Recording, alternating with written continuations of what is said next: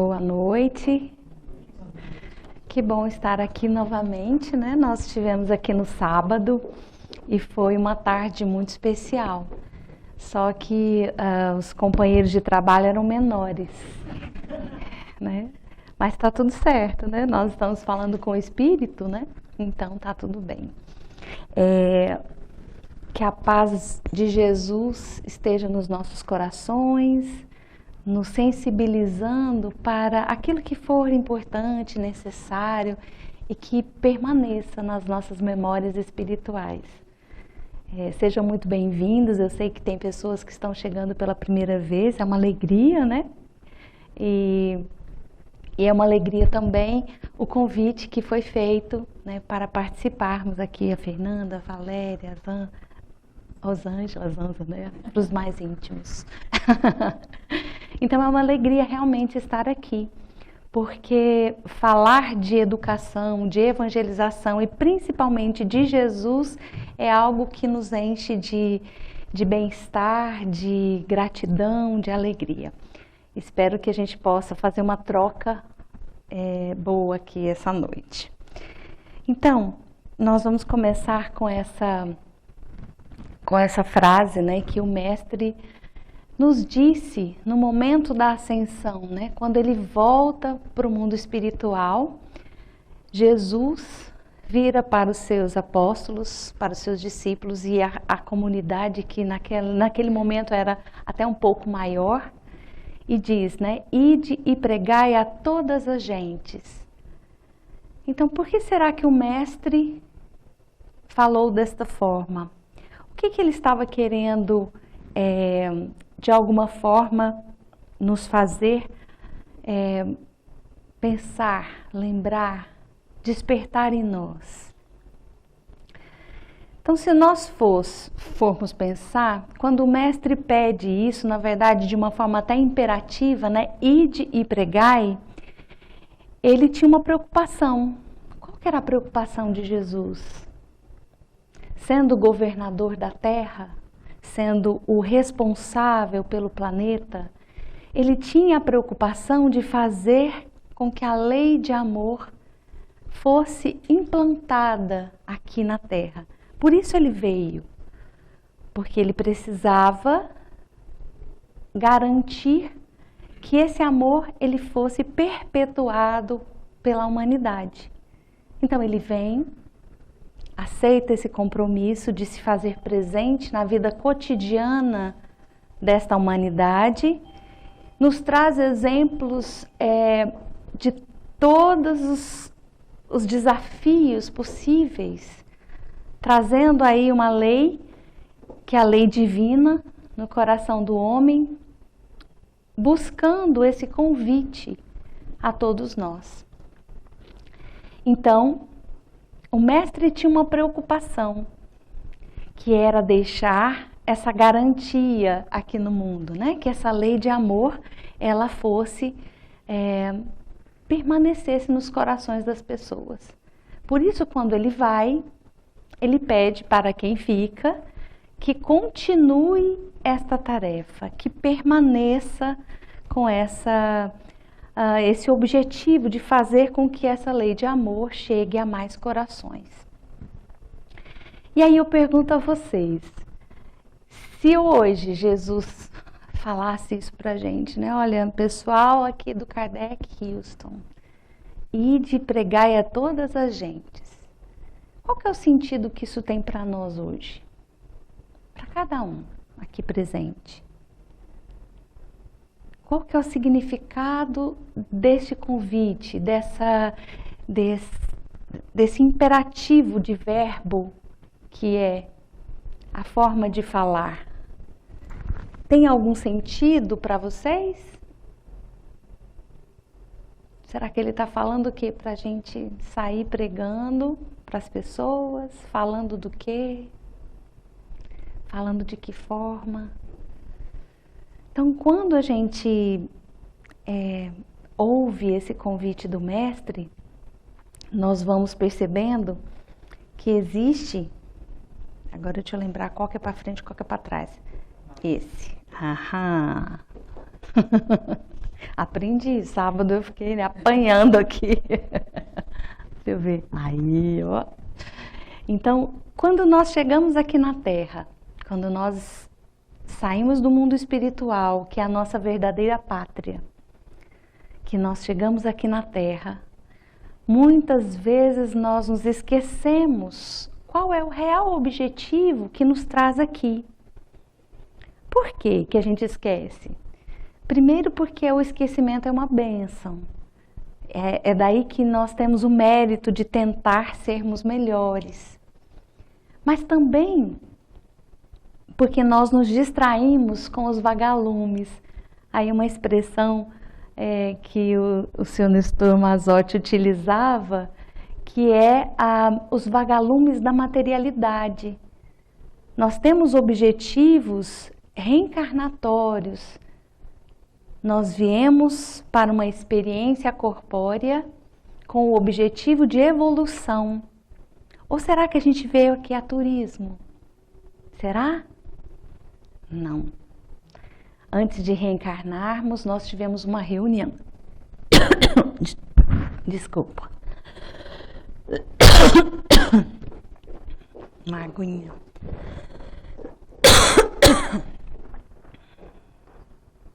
Acho que acalmou. Antes de nós reencarnarmos, nós tivemos uma reunião muito importante. Essa reunião foi, na verdade, que eu vou precisar d'água mesmo, para garantir. Ai. Essa reunião, ela foi muito importante porque ela reuniu todos aqueles espíritos que estão ligados a nós de alguma forma. E nessa reunião nós tivemos o nosso planejamento reencarnatório. Então foi lá que nós escolhemos nascer em determinada família, vir com determinada característica para ser trabalhada ou desafiada em nós. Foi lá que nós definimos quais eram os eixos principais da nossa reencarnação. Então, quando a gente sai de lá e reencarna, aqui na Terra, nós temos em nós a centelha divina que não nos deixa esquecer de que nós buscamos essa unidade com Deus. O nosso objetivo na encarnação é gravitar para a unidade divina, assim como respondeu Paulo nessa pergunta 1009 do Livro dos Espíritos. Por quê? Porque o nosso objetivo é sermos semelhança divina. E quando a gente reencarna, a gente vem para uma experiência corpórea, como se a gente viesse para uma escola, a gente esquece alguns eixos desse planejamento que foi feito no mundo espiritual. E aí a gente se distrai com os convites da terra, com os vagalumes da materialidade, daquilo que não tem muita importância para a nossa evolução espiritual. E aí é nesse momento onde nós percebemos a necessidade de nos voltarmos com essa sintonia, com aquilo que nós viemos fazer mesmo. E até nos dá um conforto em perceber que sim, nós estamos naquela família porque é o melhor para nós. Ah, mas eu não dou certo com meu irmão, não dou certo com meu esposo. É o núcleo que é necessário para a minha evolução. É o que eu preciso para ser melhor. É o meu exercício dessa vida. E dentro dessa característica, reencarnatória, nós vamos percebendo que esses desafios, eles acontecem de forma muito... Deixa eu ver se ele foi. Eles acontecem de forma muito clara, porque não são só desafios que a gente tem em casa, A gente tem desafios na sociedade, nós temos guerras acontecendo, nós temos conflitos, dificuldades sociais. São desafios que se agigantam se nós olharmos com os olhos do presente, só da terra. nós vamos compreender que tudo faz parte de um propósito maior para o nosso crescimento, quando a gente amplia esse olhar para a espiritualidade. Aí nós vamos compreender os desafios que nós passamos, eles fazem parte de um roteiro para a nossa evolução também. Então as guerras, sejam elas externas ou internas, elas nos machucam, nos deixam tristes, mas elas fazem parte dessa limpeza que existe e necessária para que a Terra se torne, sim, um mundo de regeneração. Não que a guerra seja importante, mas ela traz aquela dificuldade maior de convivência do homem para que a gente cuide realmente e faça diferente dentro dessa perspectiva da paz. E quando a gente pensa num mundo onde a gente vibre paz, amor, alegria, que é o nosso sonho, né? Que esse mundo seja um mundo regenerado, nós vamos perceber que existem, na verdade, um movimento muito grande de espíritos que vão e espíritos que vêm. Quando nós observamos que há o desencarne de vários espíritos fazendo essa transição, né, esse movimento, nós também percebemos que chegam espíritos muito comprometidos com essa regeneração.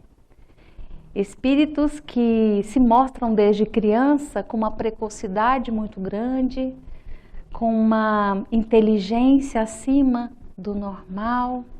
São crianças que se mostram diferentes, com compromissos voltados para o bem. Aí vocês perguntam, então são crianças já perfeitas, são espíritos prontos? Não, são espíritos, são crianças que precisam ainda da orientação moral. Mas eles já têm dentro de si essa lei divina acordada. Eles já fazem o bem comum como algo natural, aquilo que sentem necessidade de fazer. Eles não se comprazem com o mal que acontece, diferentemente de o nosso passado, né? Muitos ou todos nós, né, já vivenciamos experiências em que a gente ficava feliz com o mal, né? Quanto mais mal a gente fazia para o outro, mais isso dava alegria e prazer. Mas hoje a gente não está assim mais, né? E as crianças que estão chegando, elas estão nos mostrando isso. Precisam dessa orientação moral, mas já não se comprazem mais com esse mal, não tem uma dificuldade de entender o bem comum, elas trazem projetos para auxiliar as pessoas. Nós temos vários casos aí, se nós procurarmos, né, na sociedade mesmo. Então a gente vai observando esse movimento que vai e que volta. Só que os espíritos que estão chegando são espíritos mais preparados. São eles que vão estar coordenando essa mudança para a regeneração? Provavelmente, sim. Por isso a nossa recepção aqui na Terra ela tem que ser muito cuidadosa com todos eles, né? Seja nos lares, nas evangelizações, nas escolas, né? Ok, então se nós estamos aqui na Terra para experienciar as atividades, desafios, convívios para a nossa evolução, né? Onde entra Jesus aí? Onde é que Jesus vem e nos convida para esse ide e pregai, né? Se nós estamos aqui com o compromisso de nos melhorar e melhorar a todos que estão à nossa volta, num compromisso social, nós temos também um compromisso com Jesus quando ele diz ide e pregai, quando ele diz ide e evangelizai. Porque não é só pela palavra que a gente evangeliza, pelo contrário, como diz Francisco de Assis, se precisar, use as palavras. Porque a mudança do outro, ela acontece pela nossa própria mudança. Muitas vezes a gente escuta as pessoas dizendo, mas eu queria tanto que o fulano viesse, meu marido não entende, ou minha esposa não consegue compreender. Como é que essa pessoa vai compreender, por exemplo, o Espiritismo?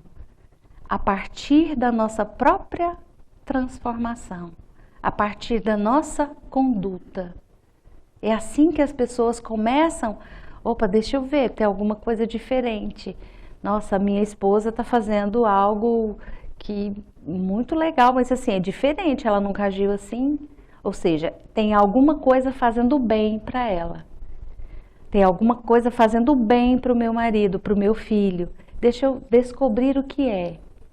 Então você começa a perceber as posturas, as diferenças de comportamentos.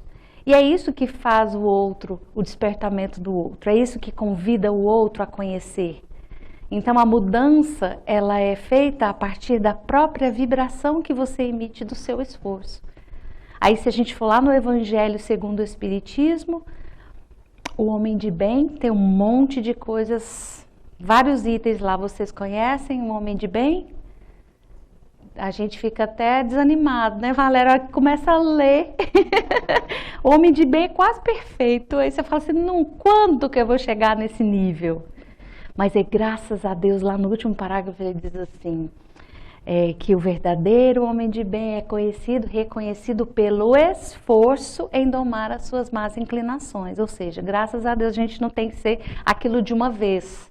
Mas se a gente estiver esforçando, tá valendo, né? E isso é bom, porque o esforço é o processo. É o despertamento. Eu estive na palestra em um outro centro espírita aqui de Houston e contando para eles, né, a experiência que eu tive na estrada, né? Eu estava em College Station, cheguei em Houston e fui para College Station. E aí as árvores todas sequinhas, todas pretinhas, assim, ok, né? Para nós do Brasil, a gente não tem as estações tão definidas, então isso para mim era algo diferente. E comecei a observar as árvores, né? E a beleza, né, de estarem todas sem folhas, sem nada, e aquilo me chamou a atenção. Daí uma semana, quando a gente veio para a formação aqui dos evangelizadores no sábado, nós viemos pela estrada novamente e as árvores já estavam com algumas mudanças. Elas já não eram totalmente sequinhas, elas tinham algumas bolinhas, alguns verdinhos. E eu comecei a observar que os campos também já estavam mais verdes. E aí me chamou a atenção novamente, porque quando a gente passa na ida e vê aquilo ali, se pensa assim, a árvore está morta, né? Ela está morta. É igual lá no Rio Grande do Sul, no Brasil, quando é época do inverno, as parreiras ficam todas secas. Você fala assim, morreu, não tem mais nada aqui. E aí passa o período do inverno, começa a brotação, começa de novo. Você fala, uai, alguém plantou novamente? Não. A semente está dormente, a árvore está adormecida para dar conta daquele processo.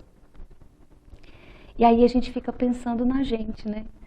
Que muitas vezes quando a gente passa por dificuldades, por problemas, que é inverno na nossa vida, muitas vezes a gente precisa ficar quietinho ali, esperando aquela dificuldade passar. Porque isso acontece, né? Nós vivemos por ciclos. Então, nós temos momentos felizes e momentos difíceis. Isso é vida. Não tem ninguém, tem alguém aqui que só tem momento feliz? Alguém que só tem momento difícil? Então, a gente vai renovando com esse processo.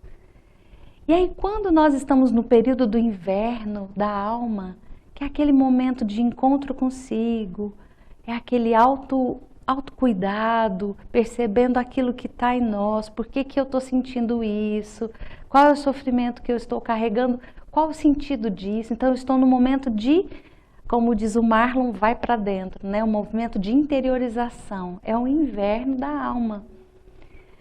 E aí, quando você começa a reconhecer, né, e se reencontrar naquele processo de que a gente chama de crise, mas que é algo que nos impulsiona, é o momento onde a brotação começa. é quando a gente se reencontra, se redescobre, e aí você também descobre a força, você também descobre a sua existência de potência. E aí, por isso, a árvore volta na sua folhagem verde, nas suas flores, nos seus frutos. A parreira volta a produzir toda a uva. Ela não morreu, ela só precisou ficar hibernada para ter forças para seguir. E muitas vezes a gente faz assim, a gente sente isso no momento da dor. A gente precisa ficar fechadinho um pouquinho para ter forças para seguir, né? Então esse é um processo muito daqui da Terra, humano. Todos nós passamos por isso. E Jesus já sabia disso. Por isso a preocupação dele, por isso ele disse: ide e pregai. Porque ele sabia que a dor humana precisaria do bálsamo do amor. Jesus já sabia que nós precisaríamos desse apoio, desse evangelho como bússola, como roteiro para as nossas vidas. E aí, Jesus já se reconhecia como mestre. E eu achei interessante que hoje, que eu vi isso aqui, eu via aquilo ali, que é a plaquinha de vocês. Achei ótimo. Então Jesus sim disse: eu sou a verdade, o caminho, a verdade e a vida. Ninguém vai ao Pai senão por mim. Ele tinha certeza disso. Quando ele diz eu sou, ele está se reconhecendo como mestre, como educador. Então foi o único papel, vamos dizer assim, que o mestre aceitou. Se reconhecer como mestre, como educador maior. Então eu sou. Quando ele fala eu sou o caminho, o que é o caminho? O caminho é o meio, é a metodologia. Jesus conhecia as nossas almas e nos conhece até hoje. Então Jesus utilizava as parábolas porque por meio delas ele conseguia chegar aos corações das pessoas. As parábolas são histórias que foram construídas a partir do cotidiano dos pescadores, das donas de casa com o fermento que leva da massa toda, com os comerciários. Então Jesus, ele conhecia as nossas tendências, as nossas características, e ele construía a metodologia que mais se adequava a nós. Então ele conhecia a nossa alma. Por isso ele é o caminho, porque era um método mais eficaz de nós nos melhorarmos. Jesus é o caminho, a verdade, porque ele traz a verdade das suas palavras, a verdade que liberta. Quando ele traz dizendo que amar ao próximo como a si mesmo, amar ao próximo como a si mesmo.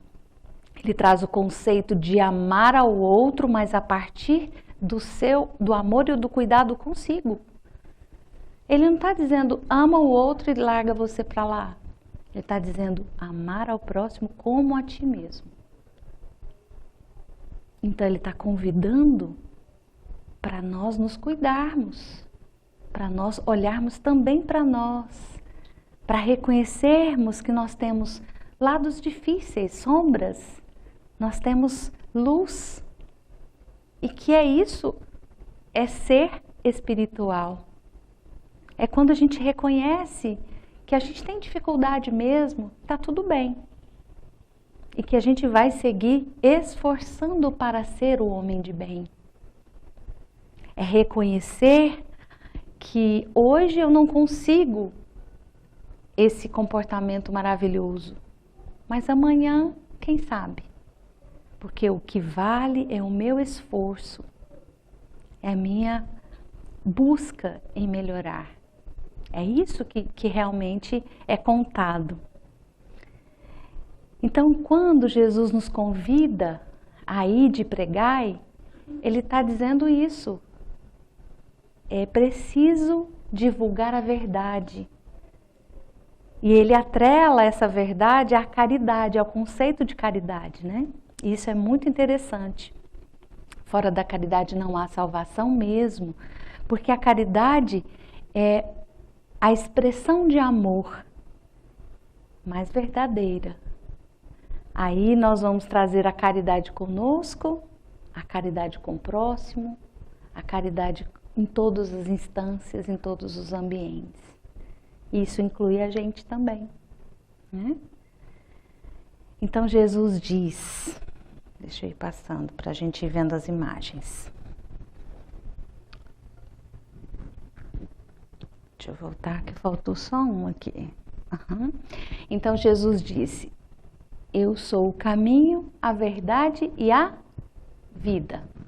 O que é a vida? A vida é o conhecimento vivo. Então ele diz que não basta falar, a gente precisa vivenciar aquilo que é estudado. Mas é difícil, né, gente? Muito mais fácil quando a gente lê, quando a gente vê o Evangelho, lê o Livro dos Espíritos, a gente está ali no esforço. Mas quando ele diz, eu sou o caminho, a verdade e a vida, ele está dizendo, olha, eu exemplifiquei tudo que foi ensinado. Então, nosso esforço é também neste sentido, de exemplificar, de vivenciar, de dar vida àquilo que a gente lê. E aí a gente lembra um pouco de Paulo, quando ele diz que esse bem que eu quero não faço, esse mal que não quero, esse eu faço. Isso é a gente. Muitas vezes a gente lê, a gente assiste palestras, a gente faz estudos maravilhosos, mas a gente ainda não consegue exercitar, vivenciar aquilo que foi lido, que foi estudado. Mas estamos no caminho, né? Então Jesus, quando diz que ele é o caminho, a verdade e a vida, ele está nos convidando a viver a verdade, a viver aquilo que a gente está falando. Porque essa é a única forma da gente convencer qualquer pessoa a qualquer coisa, é fazendo, né? Aí se a gente for falar de criança, a criança pode ver você falando de respeito à natureza, respeito a tudo. Se ela vê você fazendo algo diferente, jogando lixo fora da lixeira, maltratando o animal, qual que fica para ela?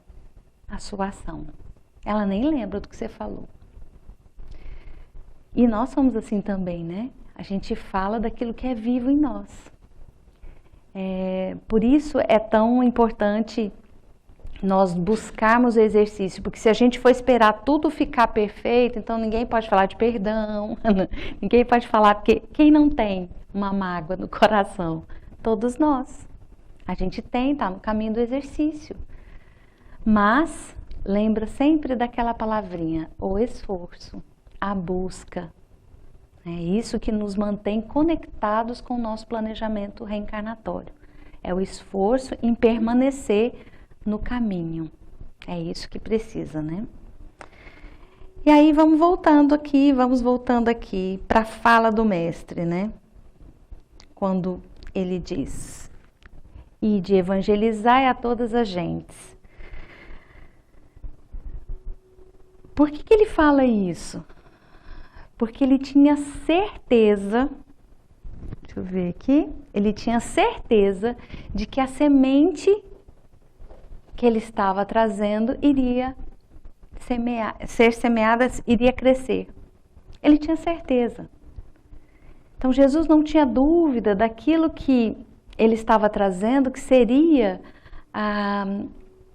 o roteiro de consolo, de ajuda, de auxílio à humanidade. A lei de amor seria a base, né? Então, por isso ele diz, mas tendo sido semeado, cresce, porque ele tinha certeza. E é por isso que ele traz o ide. O ide, quando Jesus fala ide, ele está dizendo o quê? Que a gente tem que levantar. Não dá para seguir Jesus sentado. Nós temos que nos levantar. Ide é movimento, é imperativo. Ele está falando, nós vamos ir, não, ide. Ele, é uma ordem, quase uma ordem, né? E aí muitas vezes a gente fica um pouco indeciso, sem saber muito como fazer, né? O que fazer, né? Aí me lembro, hoje a gente estava fazendo o estudo do Paulo Estevão, né? Paulo, para quem não leu, Paulo Estevão, a psicografia de Francisco Cândido Xavier, conta a história do Espírito Emmanuel. E a fala de Paulo, a tarefa de Paulo, ela é muito clara. Paulo é um exemplo de um espírito que levantou e foi. Então, levanta-te e anda. Quando Jesus fala do id, ele está convidando todos nós a sairmos da normose. A normose é um conceito em que nós achamos tudo natural e nos acomodamos em certos paradigmas, certas posturas. E a normose, ela nos impede de seguir. E o convite é justamente para isso, para que a gente levante, olhe outras formas de resolver, estude para ver caminhos diferentes. É um convite à ação, ao fazer, né? E Paulo, na sua história nesse livro, ele nos dá exemplos claros disso, né? Paulo, ele organiza o maior plano de comunicação que se pode entender, né? É um tratado do movimento espírita esse livro, porque ele mostra uma organização, né? Fazendo com que a doutrina, com que a lei de amor, os ensinos do mestre sejam espalhados de forma organizada, né? Ele trabalha qualquer área de comunicação, aceitaria Paulo de bom grado, né? Porque ele faz uma tarefa muito interessante nesse sentido. Então, ele organiza e vai de 2 a 2 em todas as comunidades para falar de Jesus, né? Então, o id nos convida a sair do lugar, né? A nos movimentar. E o evangelizai? O evangelizai fala do evangelho, fala da vivência, de nós convidarmos as pessoas a seguir o evangelho a partir da nossa mudança interior, a partir da nossa mudança de postura, a partir do nosso esforço de sermos melhores a cada dia. Então, muitas vezes, nós temos essa dificuldade, né, de compreender quais os caminhos para que a gente possa realmente seguir o Mestre de forma viva. E aí me lembro aqui do trecho do Evangelho, lá no capítulo 18, no item 4, que diz assim, que o Espiritismo, ele precisa ser bem compreendido, mas sobretudo bem sentido, para que nós alcancemos os objetivos do capítulo anterior, que na verdade é o homem de bem. Então, quando Kardec nos traz essa fala muito propícia, ele está dizendo assim, ó, o Espiritismo ele precisa ser estudado, ok. Nós precisamos pegar os livros, até porque a codificação ela nos orienta, ela nos faz seguir de maneira segura, né, dentro da interpretação da doutrina dos Espíritos, mas não é só compreender, nós precisamos sentir. E aí nós vamos percebendo que nós precisamos buscar formas de sentir esse espiritismo de forma verdadeira.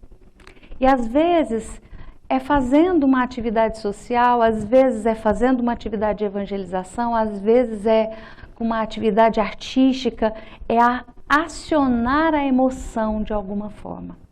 Porque a única forma de um conhecimento permanecer nos nossos corações é quando nós nos emocionamos. Quando aquilo de alguma forma toca o nosso coração. Assim o conhecimento permanece. Se a gente for perguntar aqui para vocês, provavelmente as lembranças que a gente tem, por exemplo, de ou de músicas, ou de momentos na infância, são aqueles que tocaram profundamente o nosso coração. Justamente porque é a partir da emoção, no sistema límbico nosso, a gente reencarna com ele pronto, a memória, a aprendizagem e a emoção. Ou seja, desde bebê, a gente tem como começar a aprendizagem, por isso que os bebês aprendem tão rápido, né?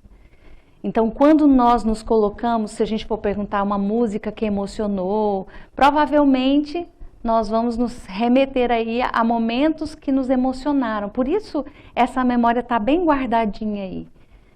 Momentos que a gente não teve emoção, que foi mais racional, que foi mais intelectual, muitas vezes a gente não lembra, a gente passa sem guardar isso muito profundamente na memória.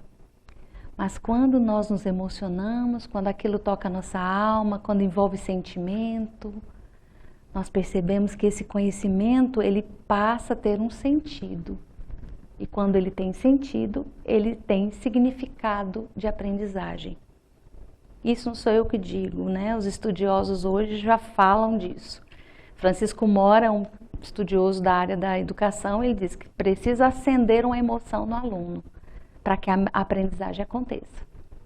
Então, se a gente acende, ou seja, se o olhinho da criança, do jovem brilha, então você ali conseguiu chegar no ponto onde precisa, para permanecer o conhecimento. Enfim, e de evangelizai, o evangelizai é você tocar a outra alma com o evangelho. Então, quando a gente se esforça para ser melhor, quando a gente faz o caminho do autoconhecimento, busca ali as suas potências, fortalecendo aquilo que é habilidade, mas reconhecendo aquilo também que é sombra, que é difícil, mas que você está ali enxergando, né? Que tudo isso somos nós somos esse complexo de sombra e luz, né? Tá tudo bem. Mas quando nós estamos no esforço, essa vibração é que toca o outro. Não é a palavra.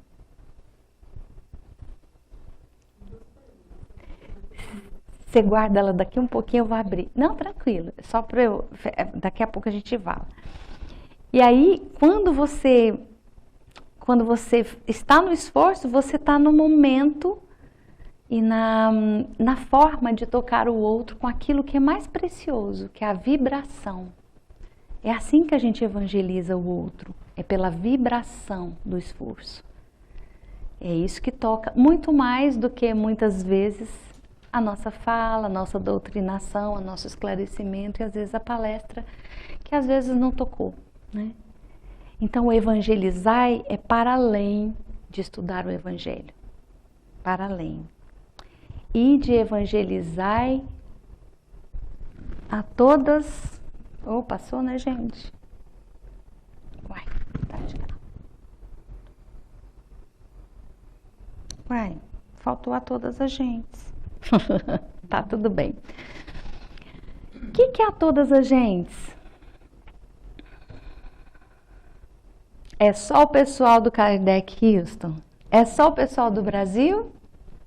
São só os bebês? Só criança que precisa de evangelização, é? É só a sala mediúnica, os espíritos que estão vindo ali se comunicar. A todas as gentes. A todas as gentes. Então, os bebês, as crianças, os jovens, os desencarnados, nós adultos, as crianças que têm deficiências, as crianças que têm vulnerabilidade social, quem tem qualquer diferença, todas as gentes. Então aqui Jesus não faz diferenciação de ninguém. Ele diz que todo mundo está no mesmo barco, todo mundo precisa da lei de amor. Então, evangelizai a todas as gentes, inclusive a gente, ou, sobretudo, a gente, né? Quando a gente faz a evangelização, é o que a gente estava falando agora no evangelizai, nós vamos também trabalhar com a evangelização do outro quando a gente se torna melhor, não é assim? Então, quando nós começamos no esforço, todo mundo que mora com a gente se beneficia. É ou não é, gente? Né? Irmãos, pais, marido, mulher, nossa, a gente está no esforço ali. Então, todo mundo fica bem também. Porque a paz do mundo é quando cada homem conseguir gerar essa paz, né? Então, a educação, ela vai ser atingida de uma maneira integral quando cada um se educar, segundo Leon Denis. Então, evangelizar a todas as gentes é inclusive nós. Aí eu trouxe aqui um trecho do Pensamento e Vida, que você falou que estão estudando, né? Que eu gosto muito, do capítulo Hábitos, em que Emmanuel traz uma perspectiva muito interessante sobre o evangelizar a todas as gente, especialmente a gente, né? Que a evolução impõe a instituição de novos costumes a fim de que nos desvencilhemos das fórmulas inferiores. Então, esse é um ponto importante para mim, isso aqui é um tratado de educação. O que é educação? É a gente sair das fórmulas inferiores e adquirir hábitos novos. Isso é educação. Então como é que faz? No dia a dia, né? Então, se eu sou uma pessoa que fala mal das pessoas, maledicente. Então, eu adoro falar mal, eu falo mal de todo mundo, ok. Quando eu estou no meu processo de educação moral, é como se eu tivesse esse caminho, que é o caminho que eu quero mudar. Cada dia, numa situação, se eu não falar mal, mas às vezes eu não falo mal, mas eu fico rindo, eu compactuo, fico em silêncio, acho bom, o povo fala mal, eu saio um passinho do caminho central. Eu não falei mal, mas eu achei bom, né? Eu curti. Se numa terceira opção aí, eu já saí um pouquinho para outro caminho, eu não achei legal falar mal do companheiro, mas eu ainda permaneci no grupo, mas eu não achei legal aquilo, fiquei na minha. Então, eu já saí um pouquinho daquele padrão inferior. Aí eu vou mudando de caminho, construindo uma nova rotina. Até o momento onde eu não fico no grupo, eu não compactuo com a fala maledicente, e ainda vou chegar no momento onde eu vou defender aquela pessoa no grupo, né? Ou em qualquer lugar. Então, eu saio de um padrão que era meu, construído há várias reencarnações, e começo com o exercício diário a mudar esse caminho. Isso é rotina construtiva, isso é educação moral, né? Da mesma forma, coisa boa, né? Então, se eu tenho hábitos de bondade, eu vou fortalecer aquele caminho, aquela rotina construtiva.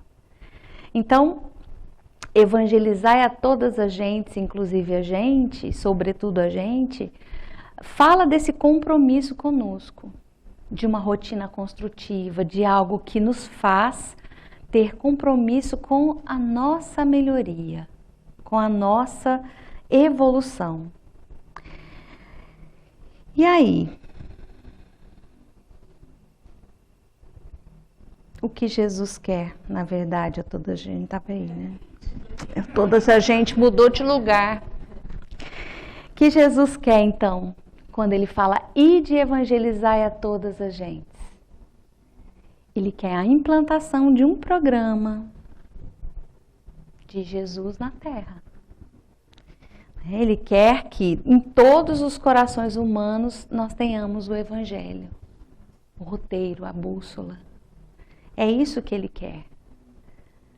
Porque, na verdade, o programa de Jesus, esse evangelho no coração humano, é a semente que ele já lançou há muitos anos atrás. Mas que todas as vezes que nós falamos do evangelho do Mestre, essa semente, ela cria nova vida. Ela pode brotar, ela pode crescer, florescer e frutificar. E aí, quando a gente fala de programa de Jesus nos corações humanos, a gente também fala de evangelização da infância. Porque para nós adultos é um desafio, né? mudar, transformar. Para as crianças é também um desafio, mas é menor. Quando a criança é recebida, quando nós recebemos a criança aqui na Terra, já falando de Jesus, esse trabalho ele fica muito mais efetivo. Porque aí essa geração, ela compreende melhor a lei divina. Porque está ali, latente.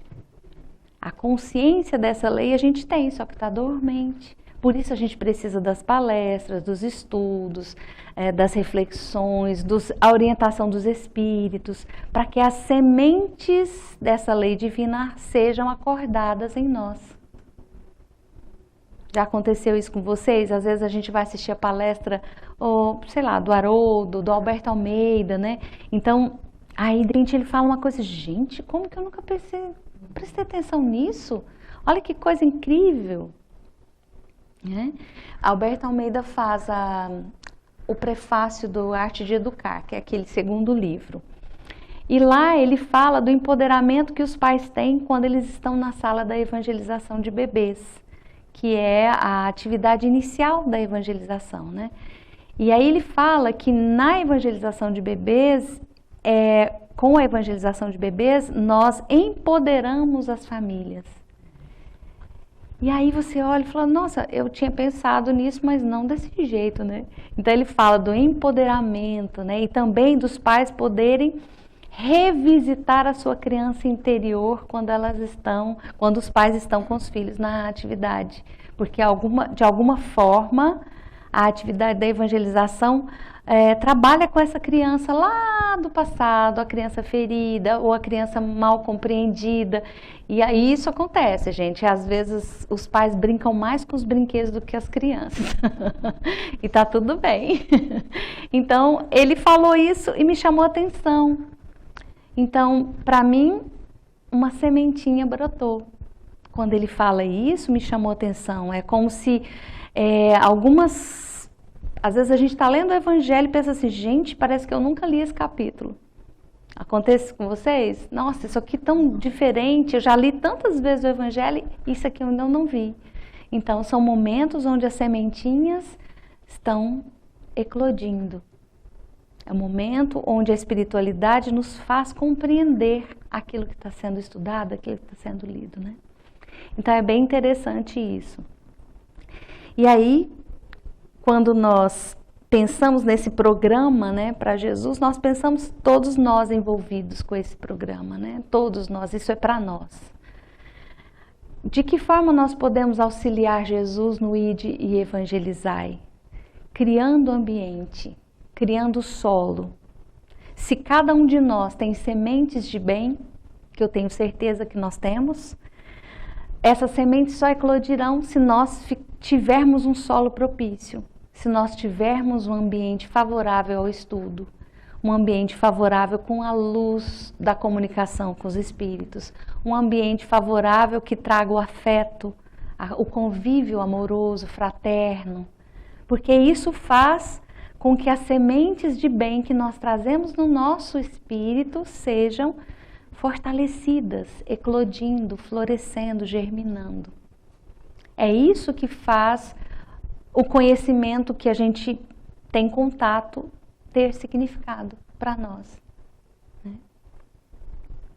E aí, dentro dessa perspectiva, gosto muito desse trecho de Emmanuel também, quando ele diz que, do livro Pão Nosso, vocês conhecem o livro Pão Nosso? Quando Jesus penetra o coração de um homem, converte-o em testemunho vivo do bem. E aí hoje na estrada vindo para cá, né, a gente conversando sobre o nascimento de Jesus. Quando Jesus nasceu para cada um de nós, né? Em momentos diferentes. Mas o nascimento de Jesus é o penetrar no nosso coração, né? Então é testemunho vivo do bem. E manda-o a evangelizar os seus irmãos com a própria vida. Então, é vivendo mesmo, né? Não tem como só falar. E quando o homem alcança Jesus, não se detém pura e simplesmente na estação das palavras brilhantes, mas vive de acordo com o Mestre, exemplificando o trabalho e o amor que iluminam a vida, a fim de que a glória da cruz se não faça vão. Então, o ir de evangelizar é um convite para todos nós.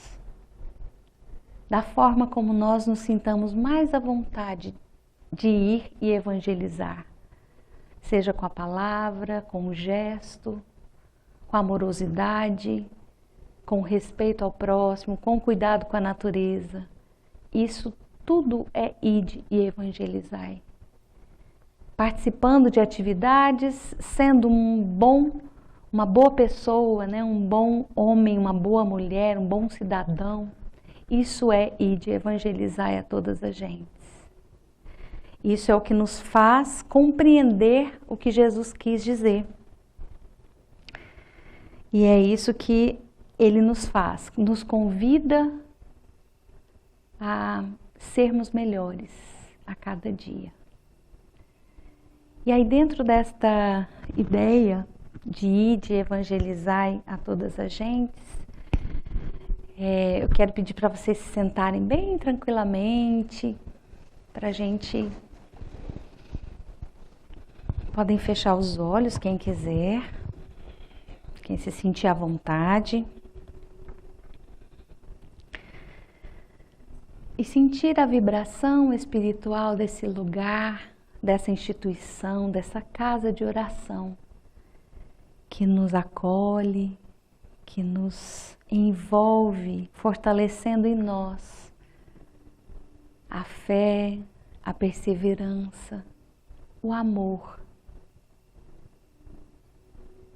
Lembrando que hoje esse amor está sendo comemorado e precisa ser divulgado a todas as gentes, para que todos sintam essa energia curadora que nos acalma, que nos fortalece para as lutas do nosso dia a dia. Sentindo essa energia de luz, de amor, que aquece os nossos corações. Nós vamos dizer a Jesus: Cristo, estamos aqui, faz os escolhidos seus,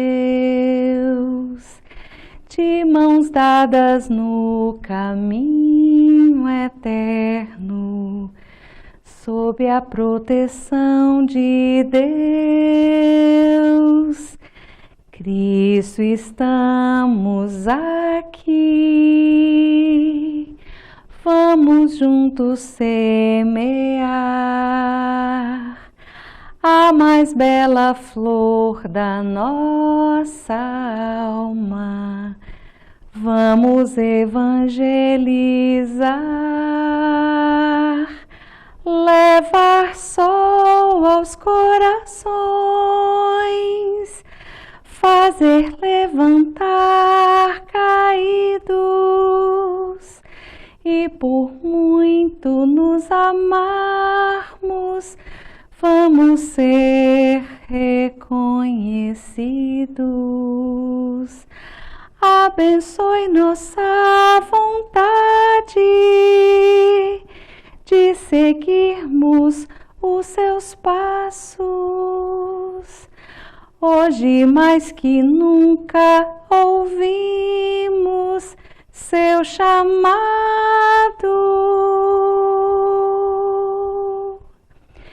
Ide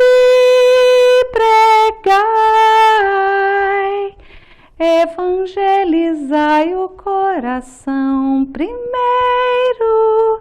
Ide contentes, ide pregai a toda a gente. Ide pregai, evangelizai o coração primeiro, ide contentes, ide pregai a toda gente, ide pregai a toda gente, ide pregai a toda gente.